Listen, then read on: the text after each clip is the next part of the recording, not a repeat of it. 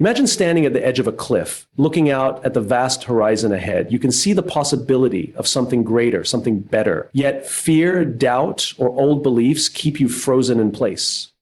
What if I told you that the difference between staying stuck and soaring to new heights isn't your circumstances, your resources, or your intelligence, but your mindset?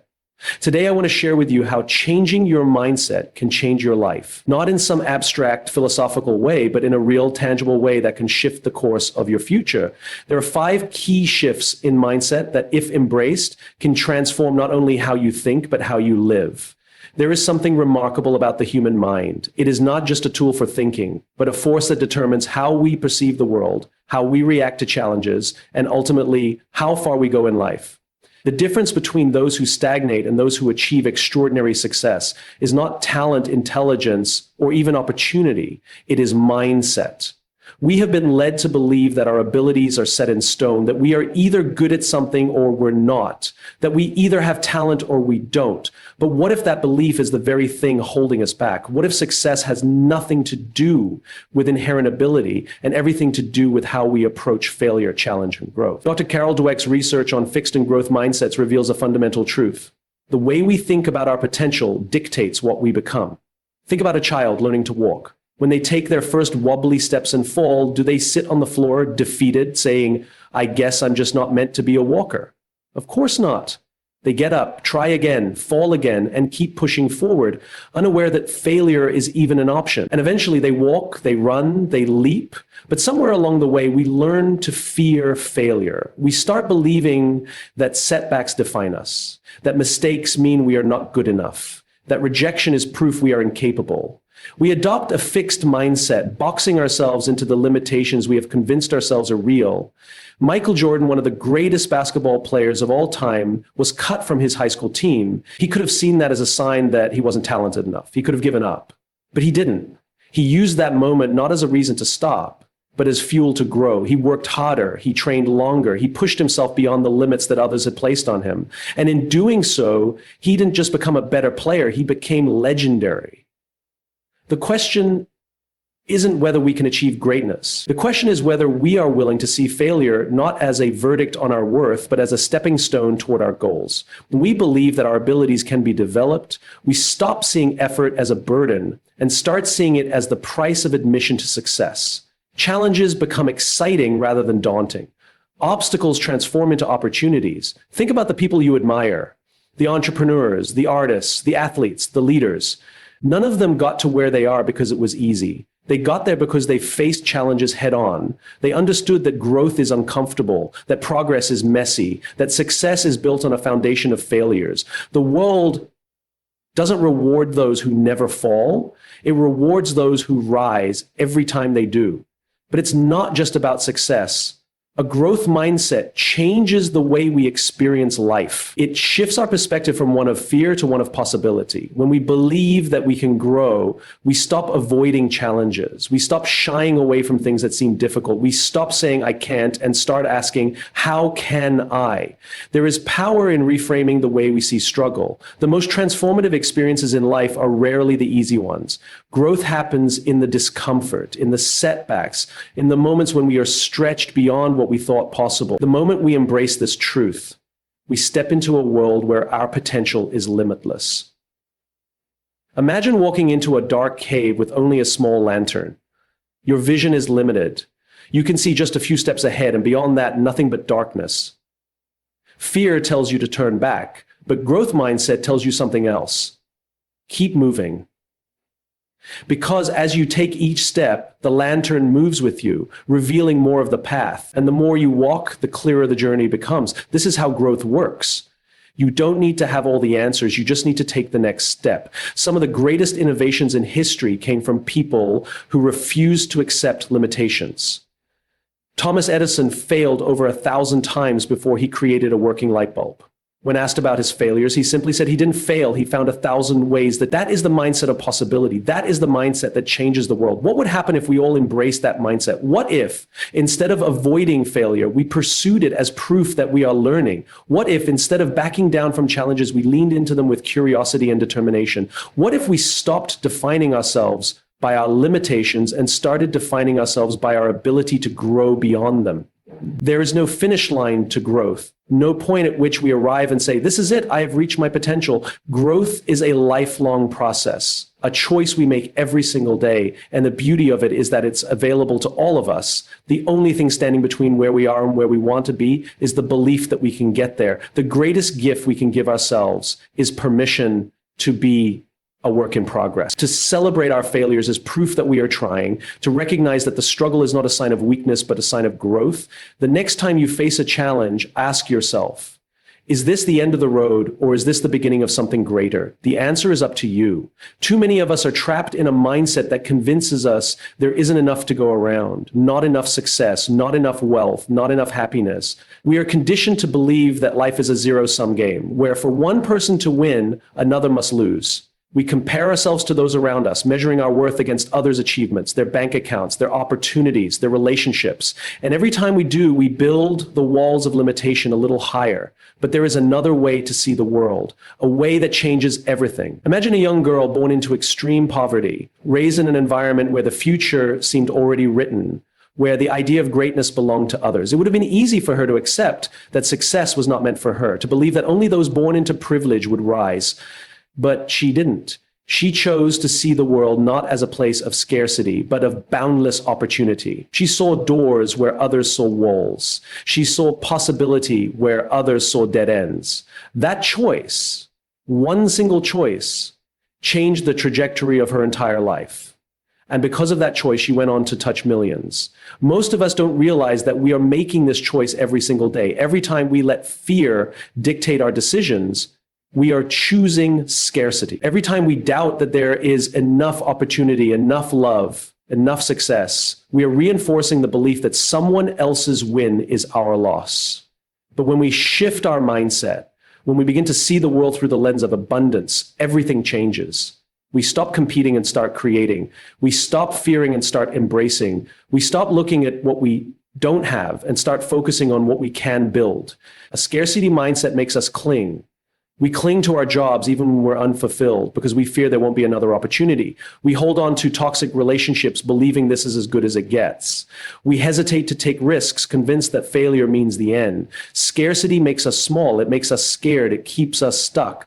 But an abundance mindset, that's where freedom begins. When we believe in abundance, we take leaps. We walk away from what doesn't serve us because we trust that something better is ahead. We share ideas, we collaborate, we lift each other up because someone else's success doesn't threaten ours, it expands it. Think about the greatest innovators in history, the people who changed industries, transformed communities, revolutionized the way we live. None of them operated from scarcity. They weren't focused on hoarding what they had or keeping others from getting ahead. They created because they believed in more solutions, more ideas, more possibilities. The people who leave a mark on the world are the ones who embrace abundance. And here's the most incredible part. Abundance is not about what you have.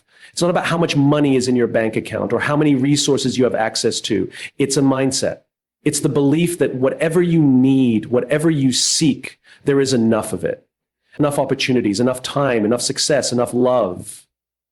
There's a reason some of the wealthiest people in the world live in constant fear of losing what they have, while some of the happiest people have almost nothing. Scarcity is not about lack, it's about perception.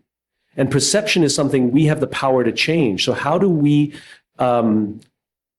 shift? How do we break free from the trap of scarcity and start embracing abundance? We start by changing our questions. Instead of asking, what if I fail? We ask, what if I grow? Instead of thinking, there's not enough for me, we ask, how can I create more for myself and others? Instead of wondering, why do they have what I don't? We reframe it as, what can I learn from their success? We change our language. We stop saying, I can't afford it, and start asking, how can I make it happen? We stop saying, I don't have enough time, and start prioritizing what truly matters. Words shape reality, and when we speak in abundance, we begin to live in abundance. And most importantly, we act, because a mindset alone isn't enough. We take steps even when they're scary. We invest in ourselves. We seek out people who inspire us and lift us higher. We give without fear, trusting that generosity creates more, not less. We step out of our comfort zones. knowing that growth lives in the space between fear and courage. This is not about wishful thinking. It's not about ignoring real challenges or pretending that everything is easy. It's about deciding that no matter the circumstances, you will choose to believe in more, that you will move through the world not as someone scrambling for scraps, but as someone who knows that opportunity is infinite. Because when we see the world as abundant, it becomes exactly that. And when we live with that belief, we don't just change our own lives, we change the lives of everyone around us. There's a moment in life when we must ask ourselves, am I a victim of my circumstances or am I the creator of my future? This is not just a philosophical question, it is the defining choice that determines the trajectory of our life. The way we answer it shapes our actions, our relationships, and ultimately our impact on the world. And the truth is, most of us have been conditioned to see ourselves as victims far more often than we realize. From the moment we are born, we are shaped by forces beyond our control. The family we are born into, the schools we attend, the environment we grow up in, all of these factors influence our beliefs about what is possible. Some of us are born into privilege, others into hardship. Some of us are taught that the world is a place of opportunity, others that it is a battlefield where only the strongest survive. And so we begin to form stories about what we can and cannot do, about who is responsible for our success and who is to blame for our failures. But here's the thing about stories, they are just narratives we tell ourselves. And like any story, they can be rewritten. Nelson Mandela was imprisoned for 27 years. Think about that for a moment. 27 years. That's nearly 3 decades of being confined, stripped of freedom, forced to endure indignity after indignity. He had every reason to be bitter, to seek revenge, to believe that his life had been stolen from him. But he made a different choice. He chose responsibility, not for what happened to him, but for how he would respond to it. And that choice changed not only his life, but the future of an entire nation. Responsibility is not about blame. It is not about saying that everything that happens to us is our fault. That's not the point. Responsibility is about recognizing that while we may not control the events of our lives, we always control how we respond to them. It is the difference between saying, I can't do anything about this, and asking, what can I do with this? The moment we embrace responsibility, we reclaim our power. We shift from being victims of circumstance to creators of our own destiny. And when we do that, everything changes. Think about a time when you felt powerless. Maybe it was a setback in your career, a betrayal by someone you trusted, a situation that seemed completely unfair. It is in these moments that we are tested. It is in these moments that we are given a choice. Do we allow ourselves to be defined by what happened to us? Or do we define ourselves by what we do next? There is a reason why the most inspiring stories are not the ones where everything goes right. They are the ones where someone faced unimaginable odds and still chose to rise. They are the ones where a person refused to let their circumstances dictate their future. They are the stories of resilience, courage, and unwavering belief that the future is not something that happens to us. It is something we create. The mindset of a creator is not about wishful thinking or blind optimism. It is about taking ownership of our thoughts, our actions, and our attitudes. It is about recognizing that the most powerful tool we have is not our talent, our resources, or even our intelligence. It is our ability to choose. Every day we make choices that either reinforce a victim mindset or strengthen a creator mindset. We choose how we interpret failure. Do we see it as proof that we are not good enough or as feedback that helps us grow? We choose how we react to criticism. Do we take it personally and retreat, or do we see it as an opportunity to improve? We choose how we engage with the world. Do we focus on what's wrong, or do we look for ways to make things better? The shift from victim to creator does not happen overnight. It is a practice, a discipline, a commitment we make to ourselves every single day. It requires us to challenge the stories we have been telling ourselves and to write new ones that empower us rather than limit us. And it starts with a single question: what can I do with this? Because here's the truth: every challenge, every setback, every moment of adversity holds within it an opportunity. The opportunity to learn, the opportunity to grow, the opportunity to become stronger, wiser, and more resilient. But we can only access that opportunity if we choose to take responsibility for our lives. So what if we stopped waiting for permission? What if we stopped waiting for the right conditions, the perfect timing, the guarantee of success? What if we decided right now to step into the role of creator? What if we embraced the idea that we are not defined by what happens to us, but by what we choose to do about it? There is extraordinary power in that choice, and it is a choice that is available to us in every moment. The only question is, will we take it? Fear is one of the most powerful forces in the human experience. It is deeply ingrained in our survival instincts, designed to protect us from harm, from failure, from embarrassment. But here's the paradox. While fear keeps us safe, it also keeps us stuck. It whispers in our ear, warning us about all the things that could go wrong, convincing us that stepping forward is too risky, that trying something new might lead to failure. And so we hesitate, we hold back, we convince ourselves that the right time will come later, that we need more preparation, more certainty, more validation. But the truth is, courage doesn't come from the absence of fear. Courage is not waiting until fear disappears. Courage is acting in spite of fear. J.K. Rowling was a single mother struggling to make ends meet when she wrote Harry Potter. She believed in the story that lived inside her. But when she sent her manuscript to publishers, rejection after rejection rolled in. 12 times, 12 doors slammed in her face.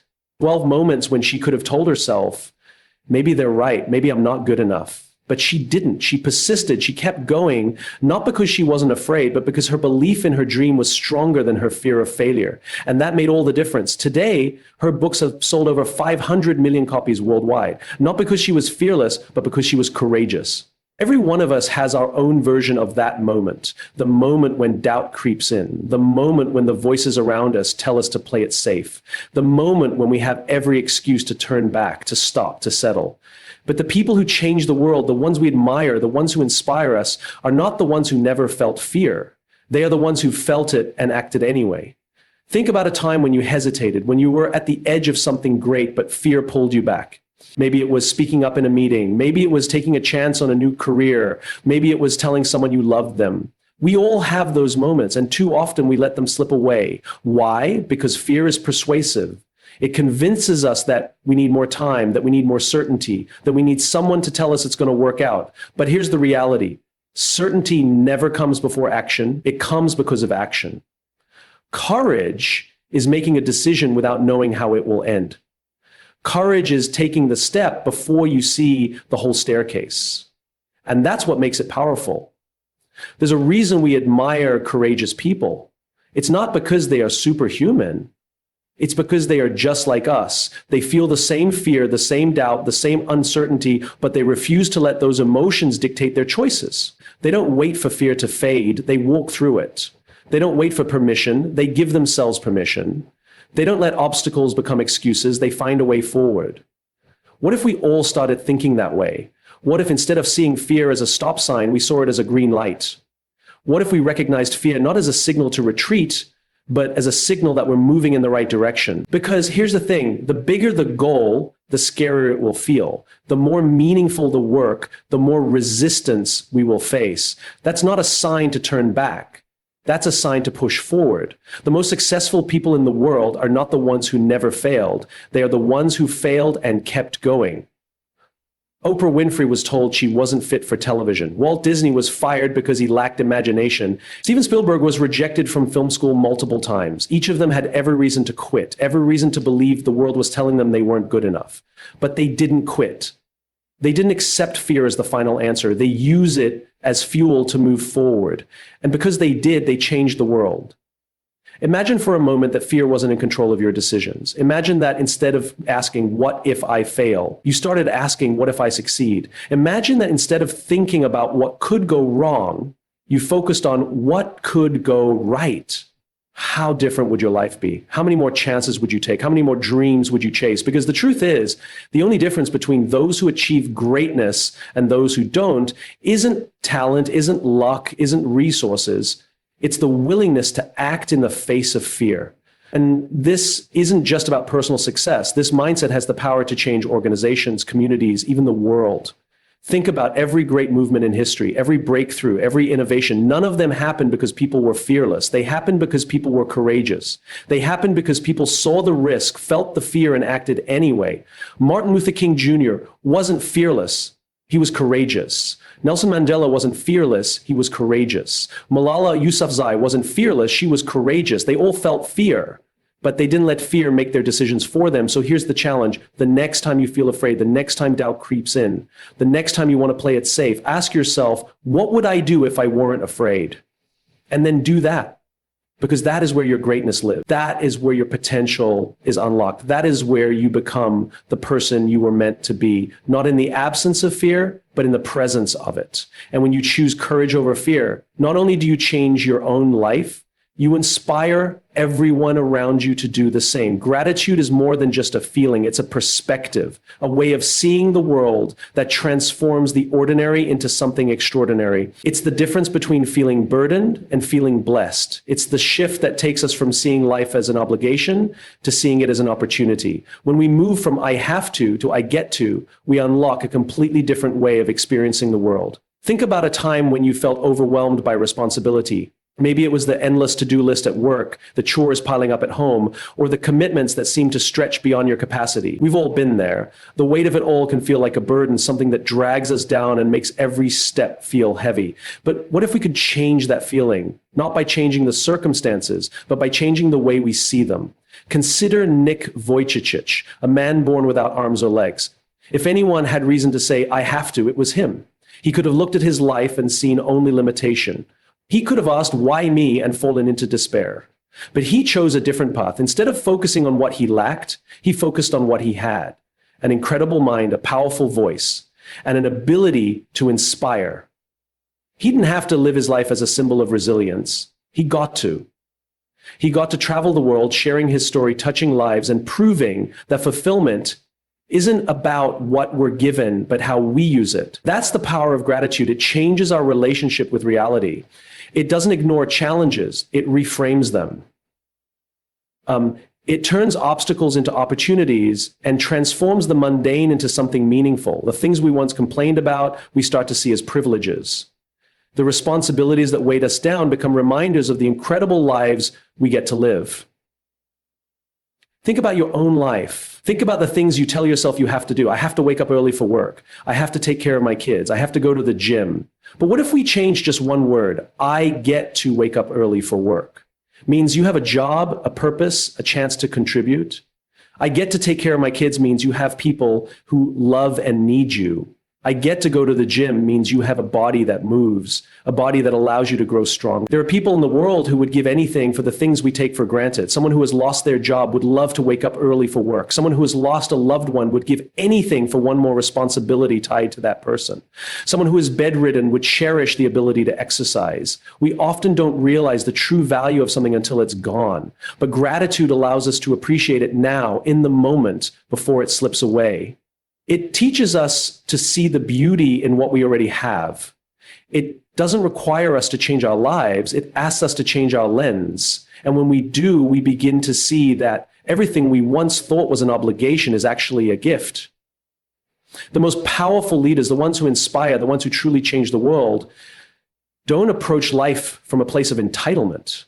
They don't see their roles as something they have to do. They see them as something they get to do. Great leaders wake up every day with a sense of purpose because they understand that their position, their influence, is not a burden, but an opportunity. They don't complain about the weight of responsibility. They embrace it because they know it means they are trusted, they are needed, and they are capable of making a difference. And it's not just leaders, it's all of us. The most fulfilled people in the world are not necessarily the wealthiest or the most famous. They are the ones who see their lives through the lens of gratitude. They are the ones who recognize that every moment, every challenge, every opportunity is something to be thankful for. Think about the times you've been happiest in your life. Was it when you were focused on what you lacked? Or was it when you were fully immersed in what you had? Happiness isn't found in acquiring more. It's found in appreciating what's already here. Imagine waking up tomorrow and instead of feeling dread, you felt excitement. Instead of saying, I have to go to work, you said, I get to go to work. Instead of saying, I have to meet deadlines, you said, I get to create something meaningful. Instead of saying, I have to take care of my responsibilities, you said, I get to show up for the people who count on me. Imagine how different your day would feel. Imagine how different your life would feel. Gratitude is not just a mindset, it's a practice. It's something we cultivate. It's something we choose again and again until it becomes a habit, until it becomes who we are. And when we live from that place, when we truly embrace the idea that we don't have to, we get to, we unlock a kind of fulfillment that cannot be taken away. We become unstoppable because our drive no longer comes from pressure. It comes from passion. It comes from purpose. And that's the kind of mindset that doesn't just change our own lives, it changes the lives of everyone around us. It's contagious. When you approach life with gratitude, people feel it. They see it in the way you carry yourself, in the way you treat others, in the way you rise to challenges with a sense of purpose instead of resistance. And when they see it, they start to feel it too. The world is filled with people who are waiting for something to change. They're waiting for the promotion, the recognition, the opportunity that will finally make them happy. But the truth is, happiness isn't waiting at the end of some achievement. It's here right now in the things we already have and the things we already get to do. The question is, will we see it? Will we embrace it? Will we make the shift from I have to I get to, and in doing so, transform not just our own lives, but the world around us? Because the moment we do, everything changes. We stop feeling like victims of circumstance and start feeling like creators of our own lives. We stop seeing challenges as things that hold us back and start seeing them as opportunities that push us forward. We stop waiting for happiness and start living it. So let's make the shift. Let's choose gratitude. Let's wake up each day, not with a sense of obligation, but with a sense of privilege. Because the truth is, we don't have to do any of this. We get to. And that makes all the difference. The way you think determines the way you live. A fixed mindset keeps you stuck, while a growth mindset propels you forward. A scarcity mindset keeps you envious, while an abundance mindset makes you creative. A victim mindset keeps you powerless, while a creator mindset puts you in control. Fear holds you back, but courage moves you forward. And gratitude changes everything. So I ask you today, what mindset shift will you embrace? Because the moment you change your mindset, you change your life. And when you change your life, you might just change the world,